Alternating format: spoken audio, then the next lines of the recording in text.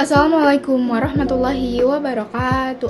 Halo semuanya, perkenalkan nama saya Maulidinia Nurdira Rahman. Saya dari Prodi Manajemen Dakwah kelas 1C dengan NIM 12513201992.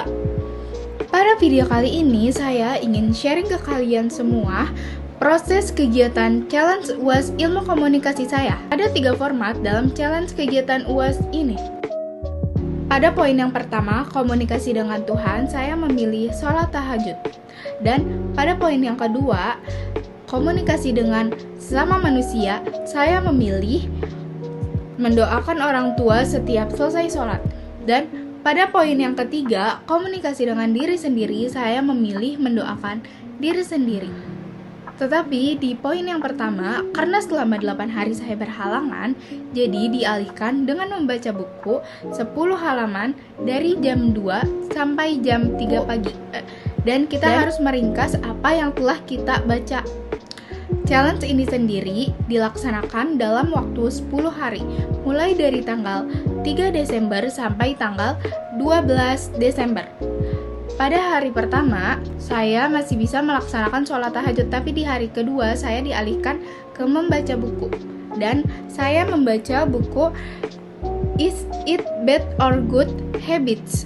Buku ini itu menjelaskan tentang rutinitas dan kebiasaan kita yang bisa memengaruhi kehidupan kita. Dan buku ini itu membahas tentang kebiasaan dan rutinitas kita yang bisa memengaruhi kehidupan kita. Gimana kita untuk mengenali diri kita, gimana sih kita untuk keluar dari zona nyaman yang gak baik buat kita, dan gimana kita bisa mengenal kebiasaan baik yang bisa kita miliki. Intinya buku ini itu bisa merubah kita menjadi lebih baik lagi, meninggalkan kebiasaan-kebiasaan buruk kita, dan kita bisa mengetahui apa kebiasaan-kebiasaan yang baik untuk kita. Di awal-awal mungkin saya merasa sangat berat ya challenge ini untuk diri saya, yang dimana kita harus bangun di jam 2 sampai 3 pagi dengan membaca buku 10 halaman. Tetapi lama-kelamaan sampai di hari yang ke-10 saya sudah terbiasa dan saya sudah nyaman dengan challenge yang saya dapatkan ini. Dan dalam challenge ini saya sudah mengalami beberapa hal. Yang pertama, di mana saya lagi sangat senang-senangnya, sangat nyamannya untuk saya sholat tahajud, tetapi saya berhalangan dan jadi saya dialihkan untuk membaca buku. Dan yang kedua, di hari terakhir, yang dimana tugas ini harus dikumpulkan pada jam 8 malam, tetapi PJ dari kelompok saya tidak aktif selama dalam waktu itu.